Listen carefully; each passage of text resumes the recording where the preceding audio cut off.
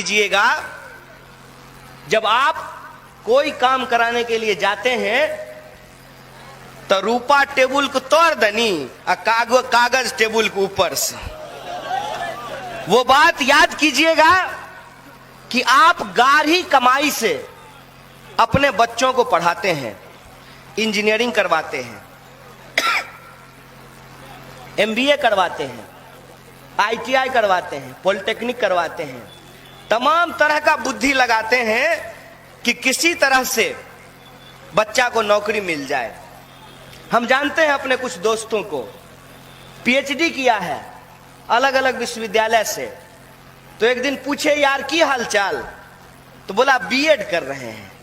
हम बोला बीएड कर रहे हो, पीएचडी कर लिए उसके बाद बीएड कर रहे हो? तो बोला बीएड कर लेंगे ना तो मास्टर का नौकरी मिल जाएगा। अब मास्टर का नौकरी का ये हाल है कि एक ही स्कूल में 3 तरह के शिक्षक हैं। एक जिनको 70,000 तनख्वाह मिलता है, दूसरा जिनको 8,000 तनख्वाह मिलता है, और तीसरा जिनका तनख्वाह का कोई गारंटी नहीं है। एक है अस्थाई शिक्षक, दूसरे हैं नियोजित शिक्षक, और तीसरे हैं अतिथि शिक्षक। एक ही विद्यालय में अलग अलग तरह के शिक्षक। आप महागठबंधन के संकल्प पत्र को पढ़िए, तमाम दलों के जो घोषणा पत्र हैं उसको पढ़िए। उसमें हमने साफ साफ कहा है कि समान काम का समान वेतन लागू करना पड़ेगा। हम जब स्टूडेंट पॉलिटिक्स किया करते थे तो हम लोग बार बार ये कहते थे कि बिना पढ़ाए देश का भविष्य स्वर्णिम नहीं हो सकता है। खाली खिचड़ी खिलाइएगा तो खाली खिचड़ी खिलाने से काम नहीं चलेगा। पहले स्कूल में जब कोई पदाधिकारी औचक निरीक्षण के लिए आते थे तो अटेंडेंस रजिस्टर चेक करते थे, आजकल स्टॉक रजिस्टर चेक करते हैं। चाउर दाल कमीशन, भात दाल हरदिम कमीशन, ये धीरे धीरे इस देश की शिक्षा व्यवस्था को चौपट कर दिया गया है। हम ये नहीं कहते हैं कि खाना पीना देना बंद कर दीजिए, खाना पीना देना बंद कर दीजिएगा तो माइयो बाप कहते कि जो बकरी चढ़ाव करने जेबे स्कूल, तो खाना दीजिए, लेकिन सिर्फ खाना ही दीजिएगा और शिक्षकों से पढ़ाने के अलावे सब काम लेते हैं। कभी पशु गणना करवाते हैं, कभी जनगणना करवाते हैं, कभी मतगणना करवाते हैं, सब तरह का काम कराते हैं। अरे शिक्षक पढ़ाने के लिए होते हैं, पशु गणना करने के लिए और जनगणना करने के लिए नहीं होते हैं। आप उसके लिए अलग डिपार्टमेंट बनाइए, और अलग डिपार्टमेंट अगर बनाएंगे तब आप ये सवाल नहीं पूछेंगे कि 10 लाख नौकरी कहां से आएगा। तब आपको अपने आप समझ में आ जाएगा कि 10 लाख नौकरी कहां से आएगा। और कहते हैं कि रेवेन्यू कहां से लाएंगे, वहीं से जहां से हेलीकॉप्टर उड़ा रहे हैं। कहां से लाए हैं, केकरा से? जनता से हेलीकॉप्टर। तो वही जनता के पैसा से आप 10 लाख लोगों को रोजगार भी दे सकते हैं और उसको वेतन भी दे सकते हैं। बोलिए ऐसा संभव है कि नहीं है? और नहीं, अगर साफ साफ बुझा रहा है तो हम थोड़ा साफ साफ बुझा देते हैं।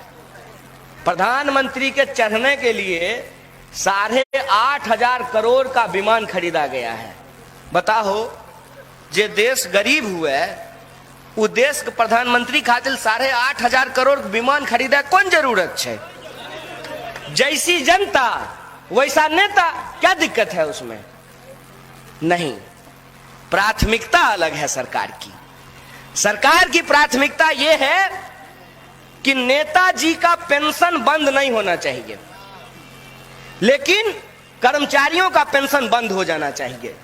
इसीलिए हमने अपने घोषणा पत्र में साफ साफ लिखा है कि हम पुराना पेंशन लागू करेंगे और नए पेंशन के नाम पे जो लूट है उसको बंद करेंगे। लोगों ने कहा कि खाली नौजवाने सब तोरा पीछा जोश छो, कल ऐसा बिल्कुल भी नहीं है।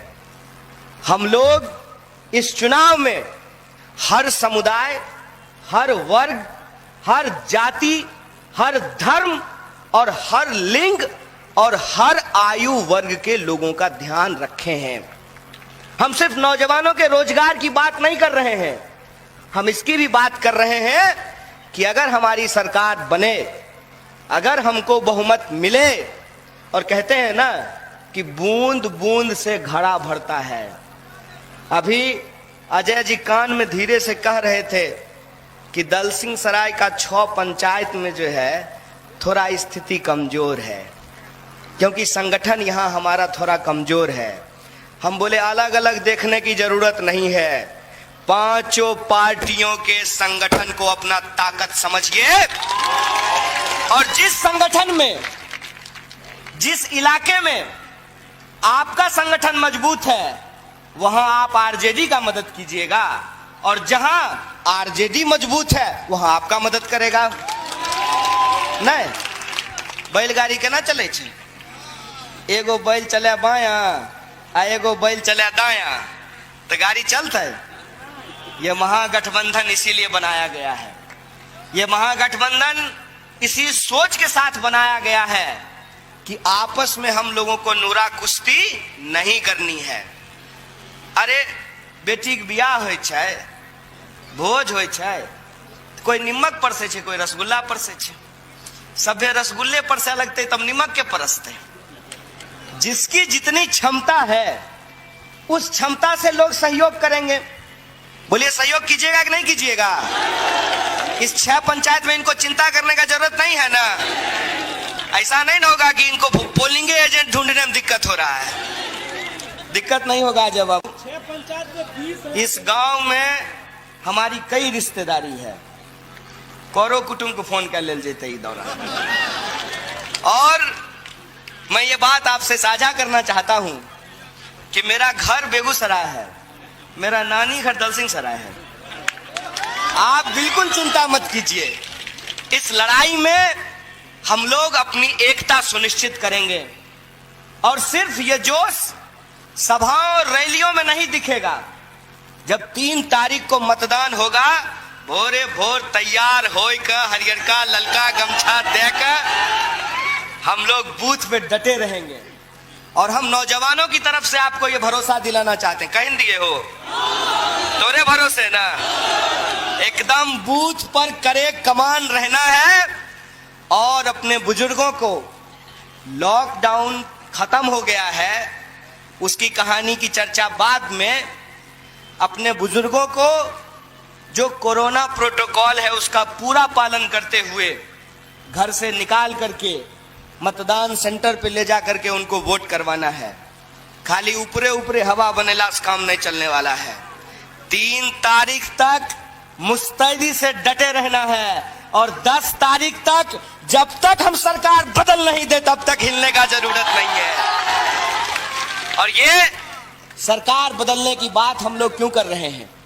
सरकार बदलने की बात हम लोग इसलिए कर रहे हैं कि बिहार में लंबे समय के बाद जात पात से ऊपर उठ करके, धर्म के झगड़े से ऊपर उठ करके बिहार के लोगों ने रोजगार को आवाज लगाई है, रोजगार देने का संकल्प और बीड़ा उठाया है। लोगों ने कहा है कि चाहे नौजवान का सवाल हो, उनको नौकरी देने का सवाल हो, या हमारे जो बुजुर्ग हैं उनको वृद्धा पेंशन देने का सवाल हो, इस बार मतदान नीतियों पर होगा, बिहार के मुद्दों पर होगा। इधर उधर की बात में हम लोग फंसने वाले नहीं हैं।